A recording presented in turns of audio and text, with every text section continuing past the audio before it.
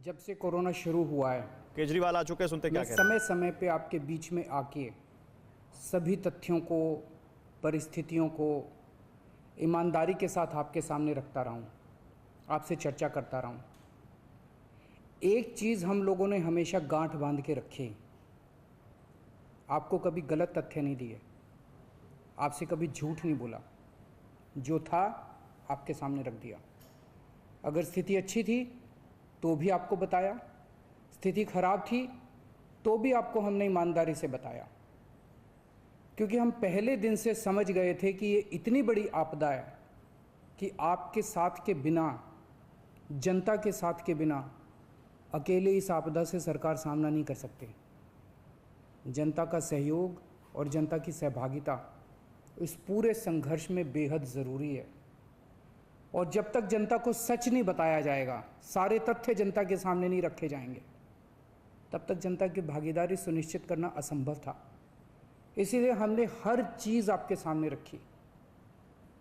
हमने टेस्ट नहीं कम होने दिए। आज दिल्ली के अंदर सबसे ज़्यादा टेस्ट हो रहे हैं। मैं तो ये कहूँगा कि अगर प्रति 10 लाख की पॉपुलेशन पे देखा जाए तो शायद पूरी दुनिया में सबसे ज़्यादा टेस्ट दिल्ली में हो रहे हैं। मैंने देखा कि कई जगहों पे उन्होंने टेस्ट कम कर दिए, टेस्ट कम कर दिए तो केस कम आने लग गए। इस तरह से तथ्यों के साथ कई जगह हेरफेर करने की कोशिश की गई। हमने ऐसा नहीं किया, हमने टेस्ट कम नहीं किए, उल्टे कम करने की वजह हमने दिल्ली में टेस्ट कई गुने बढ़ा दिए। आज लगभग 1 लाख टेस्ट दिल्ली में डेली हो रहे हैं।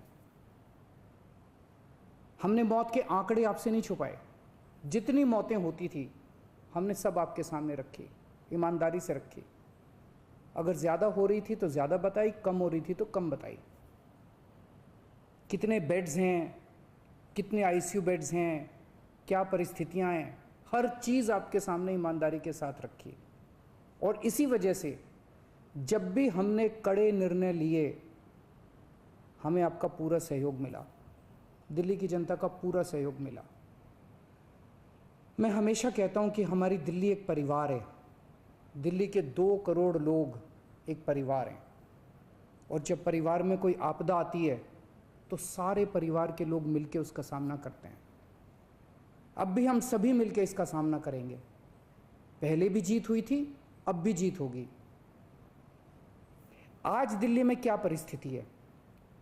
पिछले 24 घंटे में दिल्ली में लगभग 23,500 केस आए हैं।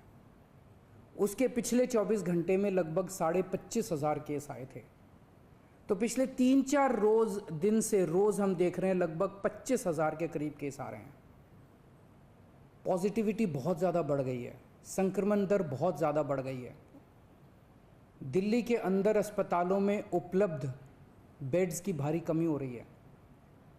डेली 25-25 हज़ार अगर पेशेंट्स आएंगे तो कोई भी व्यवस्था चरमरा सकती है। दिल्ली के अंदर बेड्स की भारी कमी हो रही है। आईसीयू बेड्स दिल्ली में लगभग ख़त्म हो गए हैं। आज सुबह मैं ऐप पे देख रहा था 100 से भी कम आईसीयू बेड्स दिल्ली में बचे हैं। ऑक्सीजन की भारी कमी हो रही है। कल हमने सेंट्रल गवर्नमेंट को भी लिखा है, उनसे बातचीत चल रही है। परसों रात को एक हादसा होते होते बचा। एक प्राइवेट हॉस्पिटल ने हमें बताया कि परसों रात को 3 बजे के करीब उनके अस्पताल की ऑक्सीजन लगभग ख़त्म हो गई। वो बोले जी हम तो बहुत बुरी तरह से डर गए, बहुत बड़ा हादसा हो सकता था। इधर उधर हाथ पैर मार के किसी तरह से उन्होंने कहीं से ऑक्सीजन का इंतजाम किया। दवाइयों की कमी हो रही है, रेमडेसिविर दवाई की खासकर काफ़ी कमी हो रही है। ये सारे तथ्य मैंने आपको डराने के लिए नहीं बताए, ये सारी परिस्थिति है। और इन परिस्थितियों में हमें अब अगला कदम क्या उठाना है, इस पे चर्चा करने के लिए मैंने आपको ये परिस्थिति बताई है। तो दिल्ली के अंदर कोरोना की परिस्थिति काफ़ी गंभीर है। अभी तक हमने दिल्ली के अंदर हेल्थ सिस्टम को बड़े अच्छे तरीके से मैनेज किया। दिल्ली में चौथी वेव आई है। पहली वेव पिछले साल जून में आई थी, जिसमें 4,500 के करीब केस आए थे।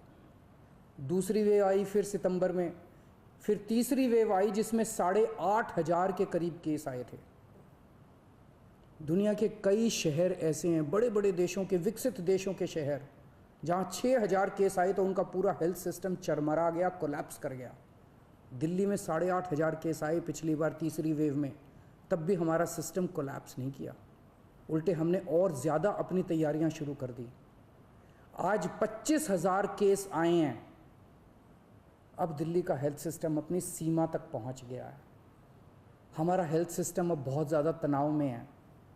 मैं ये नहीं कहूँगा कि हमारा हेल्थ सिस्टम अभी कोलैप्स किया है, लेकिन आज हमारा हेल्थ सिस्टम बहुत ज़्यादा तनाव में है। किसी भी हेल्थ सिस्टम की अपनी सीमाएं होती हैं। अनगिनत पेशेंट्स तो कोई भी सिस्टम नहीं ले सकता ना। किसी भी सिस्टम की अपनी सीमाएं हैं। पिछले 5 साल में आपकी सरकार ने दिल्ली में बहुत बड़े स्तर पे स्वास्थ्य के क्षेत्र में काम किया है। खूब नए हॉस्पिटल खोले हैं, मोहल्ला क्लिनिक, पॉली क्लिनिक बनाए हैं। बहुत बड़े स्तर के ऊपर स्वास्थ्य के क्षेत्र में काम हुआ है।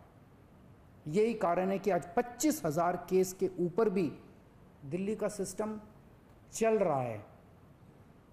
लेकिन अब इसके बाद अगर तुरंत कुछ कठोर कदम नहीं उठाए गए तो ये सिस्टम कोलैप्स कर सकता है। और अगर हेल्थ सिस्टम कोलैप्स कर गया तो मुझे डर है कहीं बहुत बड़ी त्रासदी ना हो जाए। जैसे मैंने बताया कि कल एक अस्पताल में ऑक्सीजन बिल्कुल ख़त्म हो गई थी और बहुत बड़ी त्रासदी होते होते बची। मैंने वीडियोस देखे हैं, तस्वीरें देखी हैं, आपने भी देखी होंगी सोशल मीडिया पे।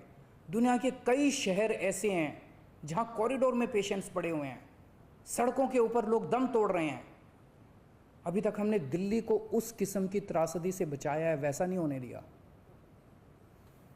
आज सुबह 11 बजे मेरी और एलजी साहब की मीटिंग हुई और इन सारे पहलुओं के ऊपर, सारी परिस्थिति के ऊपर काफ़ी विस्तार से बातचीत हुई। और उस बातचीत के बाद हमें ये लगा कि दिल्ली का हेल्थ सिस्टम बड़ी मात्रा में और अधिक पेशेंट्स अब लेने में असमर्थ है। अगर हमने अभी लॉकडाउन नहीं लगाया तो कहीं ऐसा ना हो कि बड़ी त्रासदी हो जाए। हम किसी भी हालत में दिल्ली को उस परिस्थिति में नहीं ले जाना चाहते जहां कॉरिडोर के अंदर पेशेंट्स पड़े हैं, सड़कों पे लोग दम तोड़ रहे हैं। आज सभी परिस्थितियों का जायजा लेने के बाद आपकी सरकार को ये लगता है कि दिल्ली में कुछ दिन के लिए लॉकडाउन लगाना ज़रूरी है, तो आज रात को 10 बजे से अगले सोमवार को सुबह 5 बजे तक 6 दिन के लिए दिल्ली में लॉकडाउन लगाया जा रहा है। इस दौरान जाहिर है कि जो एसेंशियल सर्विसेज हैं वो जारी रहेंगी, खाने पीने की, मेडिकल व्यवस्थाओं की वो जारी रहेंगी। ये शादियों का सीज़न है, लोगों के बड़े मुश्किल से रिश्ते बनते हैं, हम उनके रिश्ते तोड़ना नहीं चाहते, तो लोगों की शादियां संपन्न हों, लेकिन केवल 50 लोगों के गैदरिंग के साथ संपन्न हो। उसके लिए अलग से पास दिए जाएंगे। इसके बारे में अभी थोड़ी देर में डिटेल्ड ऑर्डर जारी हो जाएगा कि कौन कौन सी चीज़ें जारी रहेंगी और कौन सी चीज़ों पर पाबंदी रहेगी। मैंने और एलजी साहब के हम दोनों ने निर्णय तब लिया है जब हमारे पास कोई उपाय नहीं बचा था।